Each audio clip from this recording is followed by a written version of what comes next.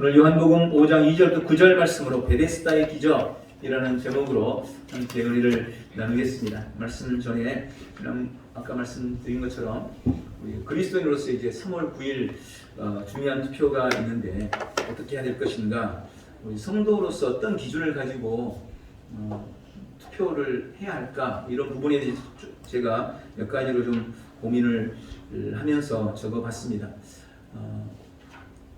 사실 일반 성도들이 정치에 참여하는 유일한 방법 중 한 가지가 투표예요.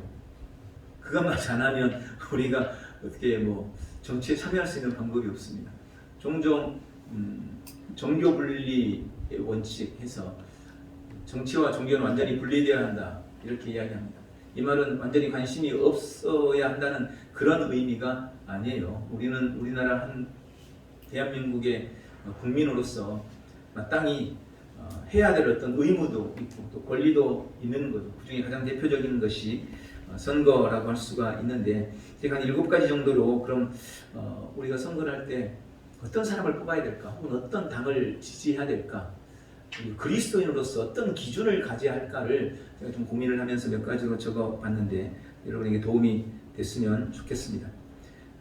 간단하게 설명이 너무 길어지니까 말씀을 드리겠습니다. 첫 번째, 하나님의 공의와 정의의 측면에서 누가 더 적합한가? 하나님의 공법과 정의를 누가 더 잘 해낼 수 있을까?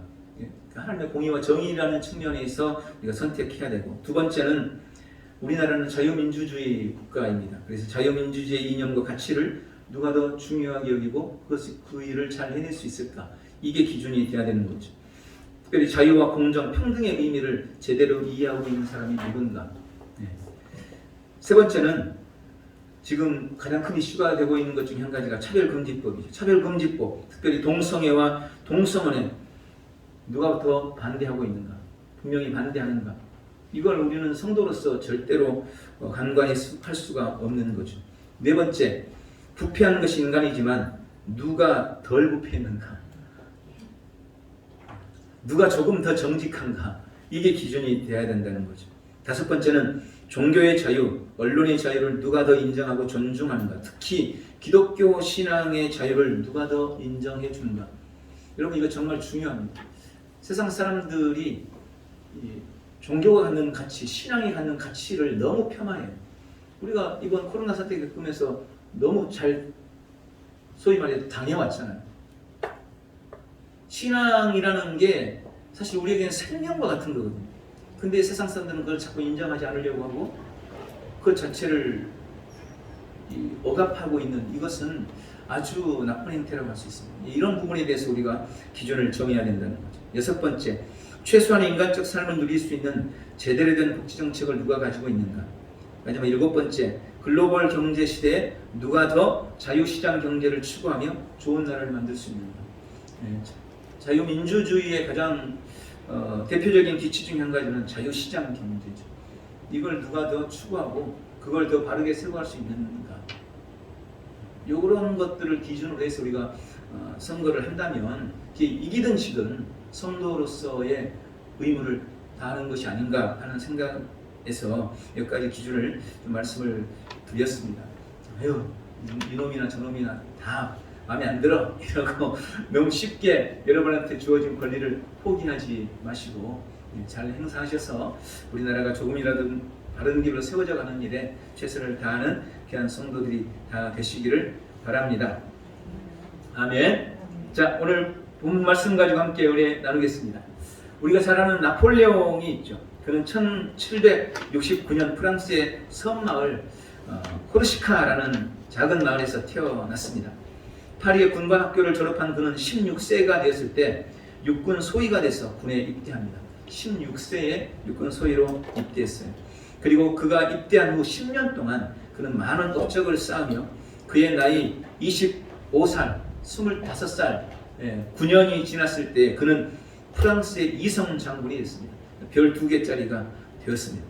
장군이 돼서 사령관이 된 그는 6,000명의 군대를 이끌고 이탈리아를 침공을 하죠. 그리고 프랑스 파리를 떠난 지 한 달 만에 알프스 산맥을 넘어서 이탈리아를 정복합니다. 이게 엄청나게 유명한 사건이죠. 누구도 알프스를 넘을 거라고는 생각도 못한 거예요. 그런데 나폴레옹은 군대를 이끌고 알프스산을 넘어가지고 이탈리아를 정복했습니다.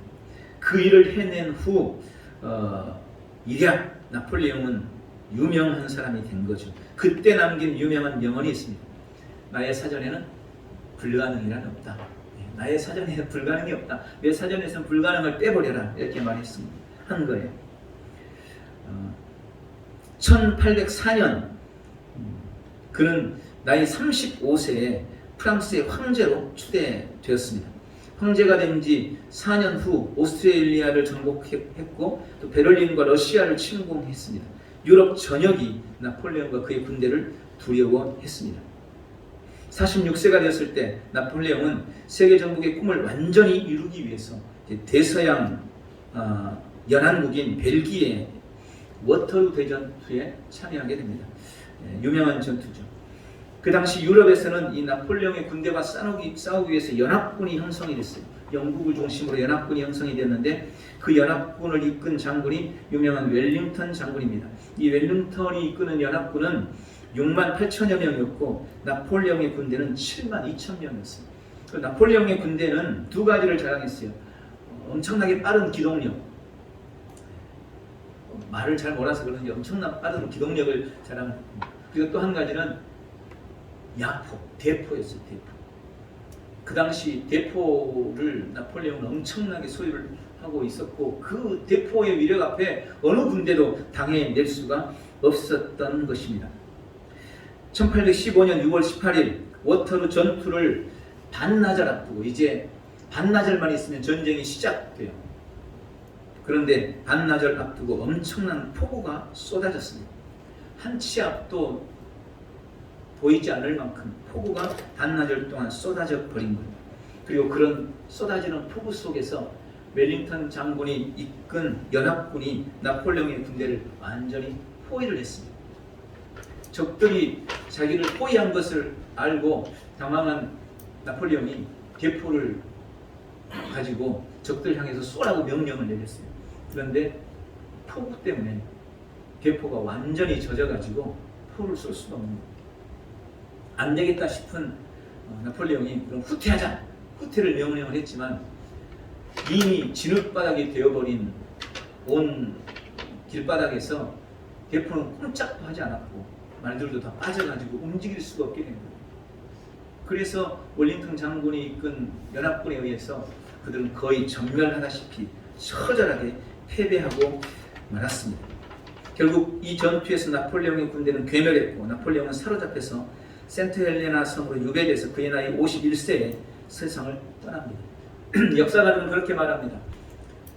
나폴레옹이 전투에 패배한 것은 군대가 약했거나 지량이 부족해서가 아니라 반나절 동안 내린 폭우 때문이었다. 여러분, 인간이 아무리 철저히 준비하고 최선을 다해서 준비하고 완벽하게 준비를 마치는 것 같아도 우리가 말씀하고 있는 것처럼 하나님께서 경영하지 않으면, 하나님께서 지도하지 않으면 그 모든 것이 헛사가 되고 만다는 것을 분명하게 보여주는 것입니다. 우리는 인생을 살면서 자주 우리 자신의 연약함과 한계에 부딪히게 됩니다. 모든 것을 할 수 있다고 큰 소리 치지만 간절히 원해도 할 수 없는 것이 너무나 많은 것이 우리 인생이라는 것을 우리는 압니다. 오늘 본문에 양문이라는 곳이 나옵니다.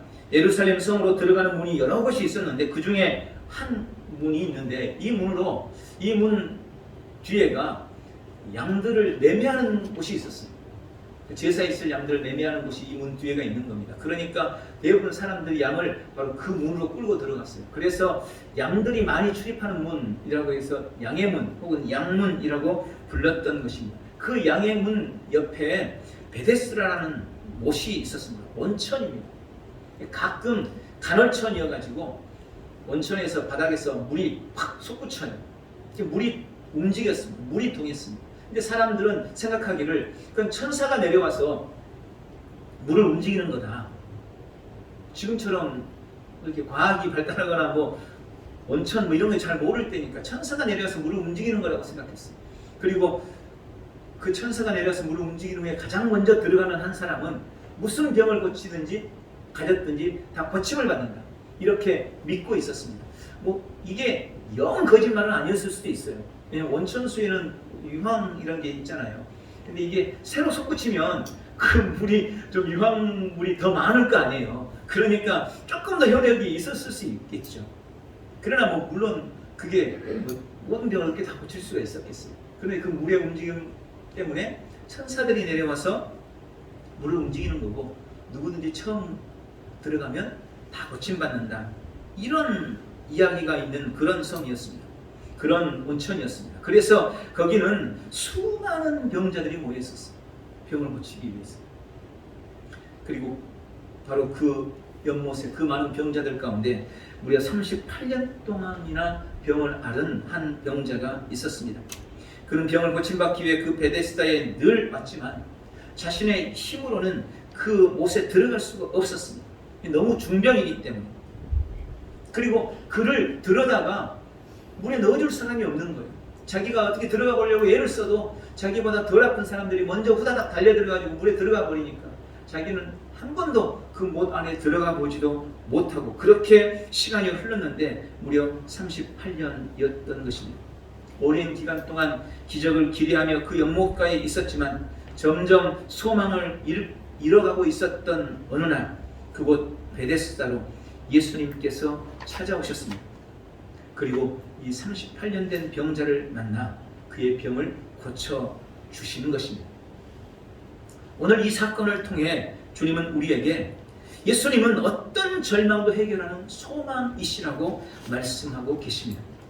많은 사람들이 자신이 가진 힘에 대해서 과신하며 삶을 살아갑니다. 돈이나 권력, 건강으로 자기는 무엇이든지 할 수 있다고 여깁니다. 그러나 그건 정말로 큰 착각입니다. 본문에 등장하는 38년 된 병자를 한번 생각해 보십시오.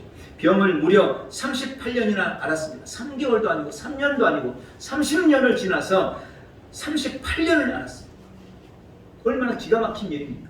그럼 그 38년 동안 그가 그 병을 고치기 위해서 얼마나 많은 애를 썼겠습니까?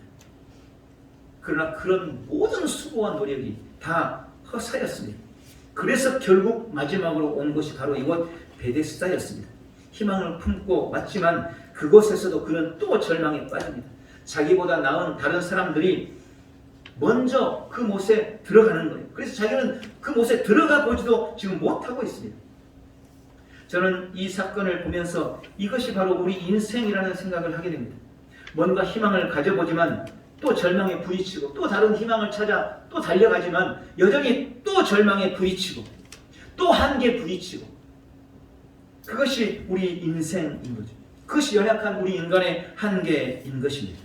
여러분, 삶에는 우리 힘으로 해결할 수 없는 것들이 너무나 많이 있습니다. 먼저 육체 질병을 우리 스스로 해결할 수 없습니다.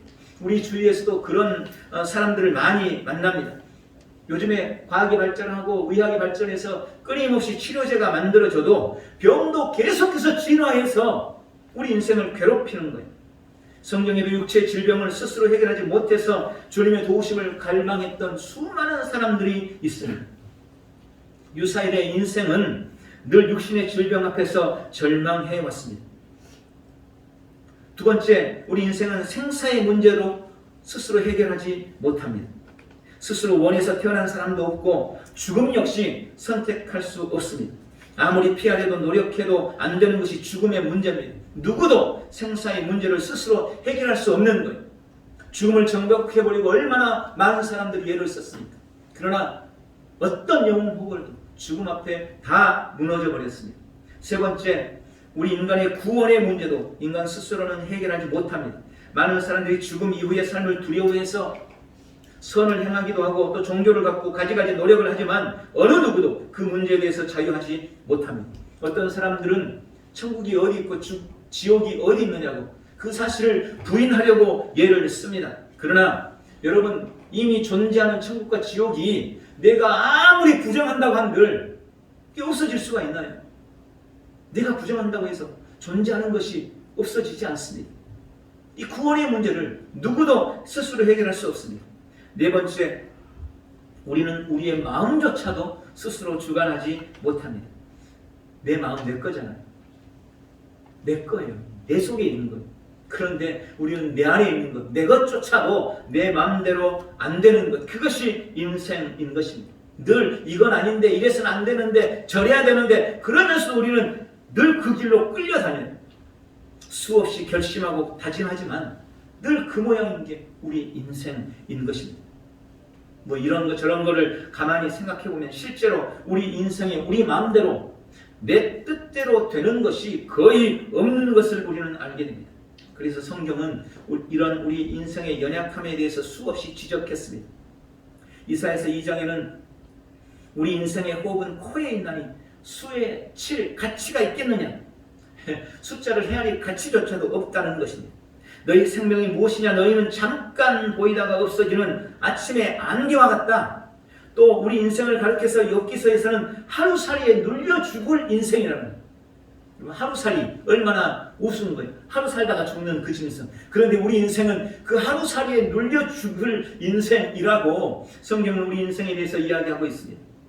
이사야서에서는 아무리 강한 자라도 산오라기와 같다. 여러분 산오라기가 뭔지 아세요? 우리 삼배옷 있잖아요. 그 산오라기. 그 불로 라이터 옆에 살짝 대기만 하면 그냥 사라져서 없어져 버린. 아무리 강한 자라도 그게 우리 인생이라고 성경은 말씀하는 겁니다. 풀이요 꽃과 같은 인생이고 벌레와 구더기 같은 인생이라고.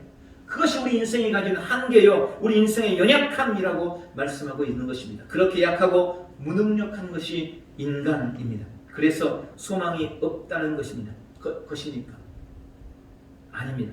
주님은 오늘 말씀을 통해서 비록 너희 인생이 그런 인생, 연약한 인생이지만 내가 바로 그런 인생의 연약함과 절망을 해결하는 소망이 된다라고 약속하고 계십니다. 오늘 아무 소망 없이 죽어가는 38년 된 병자를 고치셨듯이 우리가 겪는 어떤 인생의 절망도 그것이 아무리 크고 험해도 심해도 38년이나 된 것처럼 도무지 희망이 안 보인다 할지라도 내가 해결해 줄 수 있다. 내가 해결하리라. 내가 너의 참 소망이다 라고 우리 주님이 약속하고 계시는 것입니다. 오늘 이 약속을 굳게 붙드시기를 예수님의 이름으로 축원합니다. 두 번째로 우리는 거짓 소망에 주의해야 합니다. 여러분 먼저 우리가 소망을 잃지 않는 것이 정말 중요합니다. 우리는 어떤 경우에라도 소망을 잃지 않아야 합니다. 약하고 부족하기 때문에 그렇습니다. 약하고 부족한 우리 인생에게 필요한 것, 정말 절실한 것이 소망인 거예요. 소망은 우리 삶을 지탱하는 힘이 됩니다. 지금도 너무나 많은 사람들이 고단하고 힘든 매일을 살고 있습니다. 그러나 그런 차라리 죽는 것이 낫겠다는 그런 삶을 살고 있으면서도 삶을 연명해가고 살아갈 수 있는 이유는 소망 때문인 거예요. 그래도 내일은 낫겠지, 내일은 좋아지겠지, 내일은 괜찮을 거야, 내일은 좀 더 행복할 거야, 내일은 부자가 될 거야, 내일은 건강해질 거야. 그 소망 때문에 하루하루를 살아가고 있는 겁니다. 그래서 우리는 절대 소망을 잃어버리면 안 됩니다. 단테라는 사람은 희망이 없는 곳, 그것이 바로 지옥이다. 그래서 그의 신곡에 보면 지옥 입구에는 그렇게 쓰여져 있대요. 일체 소망을 버려라. 지옥에는 소망이 없는 곳이에요. 그래서 지옥인 거예요. 그러나 우리가 살고 있는 한 우리에게는 희망이 있는 것입니다. 예수님이 희망이라고 말씀하십니다. 우리가 삶을 살면서 주님이 우리에게 은혜와 축복을 허락해 주시고 주님의 도우심을 우리에게 주실 때 우리에게 필요한 게 뭐냐? 그게 바로 소망입니다. 여러분 소망을 잃어버리면 내가 소망이 없으면 주님일지라도 속수무책에 방법이 없습니다. 오늘 본문에 우리에게 주는 아주 중요한 교훈이 바로 그것입니다. 주님이 베데스다 연못가에 오셨습니다. 그리고 그곳에서 38년 된 병자를 보셨습니다. 여러분 38년이나 된 병자예요. 주님이 너무나 잘 알고 계십니다. 그래서 그에게 그냥 찾아가셔서 그를 고쳐주시면 될 텐데 그를 보시면서 예수님이 물으셨습니다. 네가 낫고자 하느냐? 아니 너무나 뻔한 거 아니에요? 너무나 당연한 것 아니겠습니까? 근데 왜 굳이 물으셨을까요? 주님은 그에게 소망을 확인하고 싶으셨던 것입니다. 여전히 그가 소망을 가지고 있는지 그것을 주님은 확인하시는 것입니다. 여러분 우리에게 소망이 없으면 주님이 일하실 수 없습니다. 왜 그럴까요? 소망이 곧 믿음이거든요. 소망 있는 자에게 주님은 역사하십니다. 주님은 어떤 사람들에게 은혜를 베푸십니까? 절망 속에서 낙심하고 한숨 쉬고 있는 사람일까요? 아닙니다. 힘들지만 어렵지만 그럼에도 소망을 놓지 않는 사람, 죽을 힘을 다해 살 길을 찾는 사람, 희망을 놓지 않고 있는 사람, 믿음을 잃지 않는 사람, 그런 사람을 주님은 도우시고 그에게 소망이 되어주시는 것입니다. 그러므로 아무리 상황이 힘들고 어려워도 소망을 잃지 않는 복된 성도들이 되시기를 바랍니다. 포기하지 않으시기를 바랍니다. 두 번째로 거짓 소망은 독이 된다는 것을 우리는 알아야 합니다. 희망 고문이라는 말을 들어보셨을 겁니다. 희망 고문, 거짓된 희망, 잘못된 희망으로 괴로움을 계속해서 안겨주는 것, 이것이 바로 희망 고문이에요. 저는 희망 고문을 두 가지로 생각했습니다. 첫 번째, 세상이 주는 소망은 승자만 누리는 소망이에요. 그래서 이것은 희망 고문입니다. 보통 세상이 주는 희망은 싸워서 이기면 희망이 되지만 패하면 고문이 됩니다. 세상이 주는 희망은 극소수만을 위한 희망입니다. 쉬운 예로 여러분 복권이나 로또 생각해 보세요. 가끔 꿈 잘 꾸면 혹시 사볼까? 이래서 사보신 분도 계실지 모르겠어요. 그런데 보세요. 수많은 사람이 희망을 가지고 복권을 사요. 그런데 정작 당첨되는 사람은요, 한 명이에요. 나머지는 다른 수많은 사람이 그 한 명을 위해서 희생하는 거예요. 로또는 우리에게 희망일 수 없어요. 그건 우리에게 희망 고문을 하고 있는 거예요. 그건 희망이 아닙니다. 세상이 주는 희망이라는 건 대부분 그런 식이에요. 오늘 이 베데스다도 한번 생각해 보십시오. 예루살렘은 하나님의 성입니다. 수많은 예배자들이 와서 주님을 만나고 복을 누리는 곳이 예루살렘입니다. 그런데 예루살렘 중 한 모퉁이인 이 베데스다에는 그런 하나님께 하는 예배와는 전혀 상관없는 병자들이 오직 헛된 신화에 기대어서 희망 고문을 붙들고 동병상련의 정을 나누는 곳입니다. 사람들이 예배하러 예루살렘에 가야 되는데 예배하러 예루살렘 가는 게 아니라 베데스다에 다 모여 있는 거예요. 병자들이 모여가지고 하나님께 예배하면서 주님을 바라보고 주여 내 병을 고쳐주셔서 기도해야 될 텐데 그렇지 않고 이 베데스다라는 못에 천사가 물을 동인다더라, 움직인다더라, 그럼 그곳에 들어가는 사람은 낫는다더라 하는 이 헛된 신화에 빠져서 수많은 병자들이 우글거리고 거기에 모여 있는 것입니다. 그러면서 서로 정을 나누고, 원래 그렇잖아요. 동병상련끼리 정을 나누는 거. 그래서 같이 모여가지고 당신은 무슨 병이야? 나는 이런 병이야. 나 이런 것도 써보고 저런 것도 써보고 별짓을 다 해봤는데 안 돼. 아이고 어떻게 해요? 안타까워요. 저는 이것 때문에 왔어요. 나는 20년인데 당신은 얼마나 됐어? 나는 한 12년인데 얼마나 힘드셨어요? 하면서 서로 모여가지고 서로 위로도 하고 격려도 하고 이러고 있었어요. 그런데 정작 그들이 기대하던 천사가 내려와서 물을 움직이는 그 순간에 어떻게 됩니까? 내가 처음 그 물에 들어가야 된다고. 방금 전까지는 서로 위로도 하고 격려도 하고 서로 정을 나누던 그 사람들이 당신이 먼저 가면 안 돼. 내가 먼저 가야 돼. 그리고 경쟁하는 거. 그것이 베데스다인 거예요. 오직 한 사람은 고침을 받는 겁니다. 나머지 사람들은 고침받지 못하는 거예요. 가장 먼저 물에 들어가는 한 사람만이 희망의 수혜자가 되고 나머지는 그 물에 들어가기 위해서 전쟁 같은 경쟁을 치러야 하는 거예요. 그래서 베데스다는 그 이름이 자비의 집, 은혜의 집이라는 의미지만 사실은 가장 비정한 집인 것입니다. 누구에게나 기회가 주어져서 가장 공정한 것처럼 보이지만 사실은 가장 불공정한 사람들의 싸움터가 바로 베데스다였던 것. 거짓 신화에 기대어서 가짜 희망에 자신을 거는 그야말로 희망 고문을 하는 곳, 바로 그것이 베데스다였습니다. 두 번째로 사람이 주는 희망은 한계가 있습니다. 그래서 사람이 주는 희망이 희망 고문인 거예요. 38년 된 병자는 이날도 자신을 연못에 던져줄 사람이 없어서 절망 상태에 있었습니다. 예수님이 그를 보시고 네가 낫고자 하느냐라고 물으셨을 때 그는 물이 동할 때에 나를 못에 넣어줄 사람이 없어서 내가 가는 동안에 다른 사람이 먼저 들어가 버립니다 라고 대답합니다. 자신을 도와줄 사람이 없다는 겁니다. 여러분 근데 처음부터 그랬을까요? 아니었을 겁니다. 처음에는 가족들이 그 병자를 고치기 위해서 함께 기다리다가 물이 움직이면 그 병자를 등에 업고 아니면 품에 안고 얼른 먼저 들어가기 위해서 아마 같이 뛰었을 겁니다. 그런데 자기보다 빠른 사람들이 있는 거예요. 그게 하루 이틀, 사흘, 나흘, 아니면 하루 이틀, 한 달, 두 달, 1년, 2년, 3년, 4년 이러다 보니까 이제 가족들도 더 이상 지치는 거예요. 그럴 수가 없어요.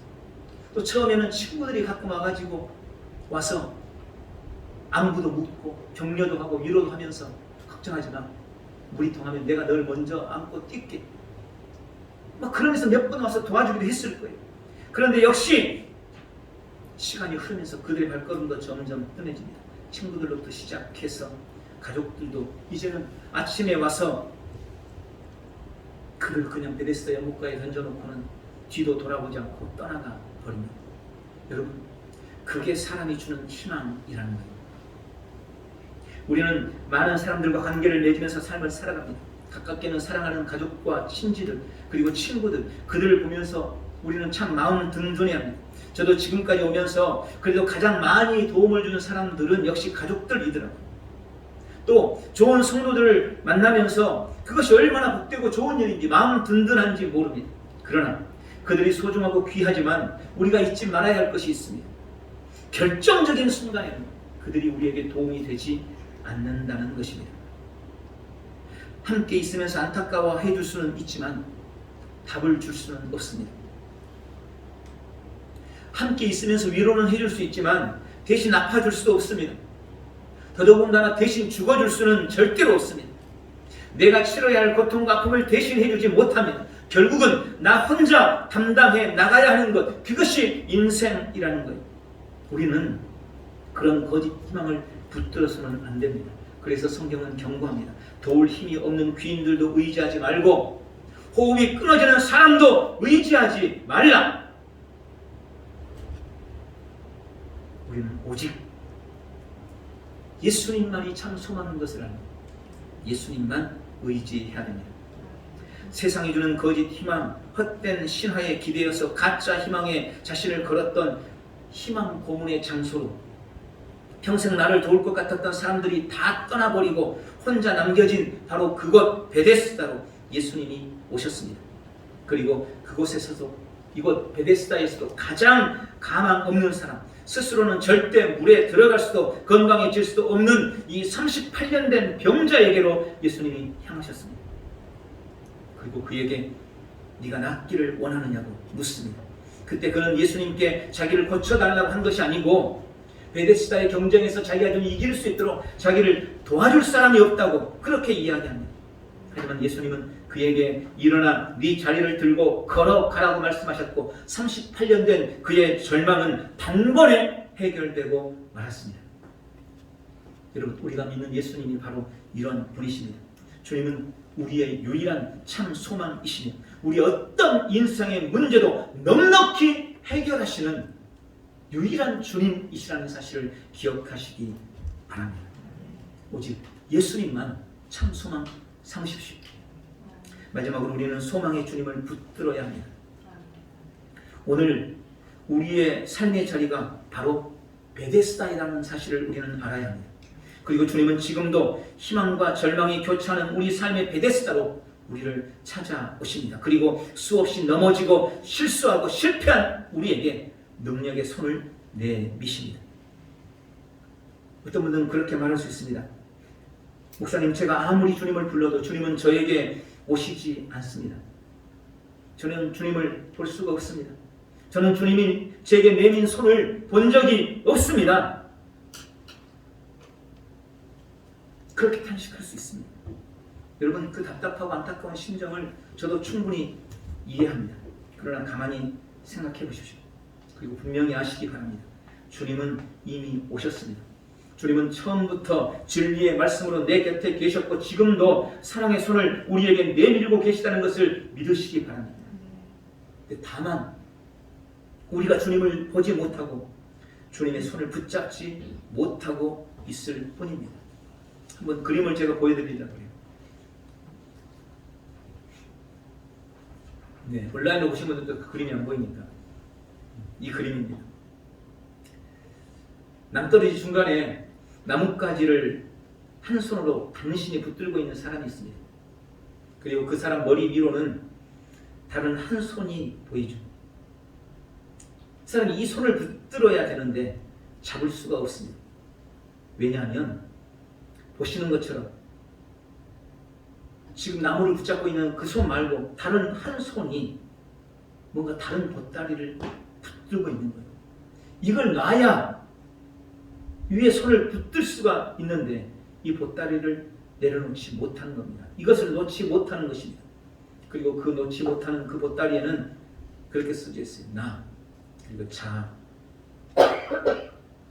여러분, 이 그림은 우리의 주님과의 관계를 경고하는 그림입니다. 주님은 우리를 찾아오셨지만, 오셔서 우리에게 손을 내밀고 계시지만 우리가 지금 밑에만 보고 있기 때문에, 그래서 주님이 내민 손을 보지를 못하는 것입니다. 또 우리가 내 자아를 붙들고 있기 때문에, 나라는 것을 붙들고 있기 때문에 주님 손을 붙들 수가 없는 것입니다. 여러분, 우리가 주님을 보려면 우리의 시선을 주님께로 향해야 합니다. 하늘로 향해야 돼요. 땅만 바라보고 있어서는, 세상 것만 보고 있어서는 주님을 볼 수가 없습니다. 그래서 주님은 우리에게 말씀하시는 거예요. 땅의 것을 바라보지 마라. 위의 것을 바라봐라. 여러분, 위를 쳐다봐야 주님이 보이는 것입니다. 또 주님의 손을 잡으려면 지금 내가 쥐고 있는 것들을 내려놔야 돼. 나의 자아, 나의 죄, 내 욕심, 자존심, 혈기, 열등감, 체면 등등 나의 오랜 습관, 잘못된 사고방식, 내가 쥐고 있는 그 모든 것, 여러분, 그걸 내려놓지 않는 한 우리는 절대 주님 손을 잡을 수가 없는 것입니다. 오늘 본문에도 38년 된 이 병자는 주님이 일어나 네 자리를 들고 걸어가라 하실 때 의심하지 않았어요. 비웃거나 논리적으로 따지거나 하지 않았습니다. 다만 그는 본문에 보니까 곧, 즉시 순종했다고 말씀합니다. 우리가 할 일은 바로 그것뿐입니다. 주님의 말씀 앞에 곧 순종할 때 우리의 삶에 기적의 역사가 나타나고, 헛된 희망의 베데스다에서 우리는 참 소망이신 주님을 만나게 될 줄 믿습니다. 오늘 말씀을 냈습니다. 오늘 우리 인생의 베데스다로, 절망의 베데스다로 찾아오신 소망의 주님을 믿으시기 바랍니다. 온갖 거짓 소망들을 버리고 세상을 향한 나의 눈을 주께로 향하고 우리 안에 가득한 내 자아에 속한 것들을 다 내려놓고 오직 주님만 소망 삼고 주님만 붙들고 나아가는 복되고 귀한 성도들 되시기를 바랍니다. 우리 인생의 힘들고 거짓 희망 고문의 베데스다에서 참 소망 되신 주님으로 말미암아 승리하는 온 성도들 다 되시기를 예수님의 이름으로 축복합니다. 기도하겠습니다. 전능하신 하나님, 우리의 삶의 자리가 베데스다와 같습니다. 헛된 희망을 품고 희망 고문에 빠져서 하루하루를 그렇게 살아갑니다. 바로 이곳 베데스다로 우리 주님이 찾아오셨습니다. 오늘 땅을 바라보던 우리의 시선을 주님께로 향하고 내 자아를 내려놓고 내 모든 죄를 내려놓고 주님을 붙들기를 원합니다.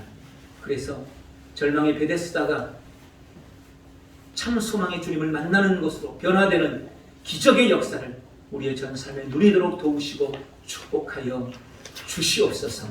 예수님의 이름으로 기도하옵나이다. 아멘.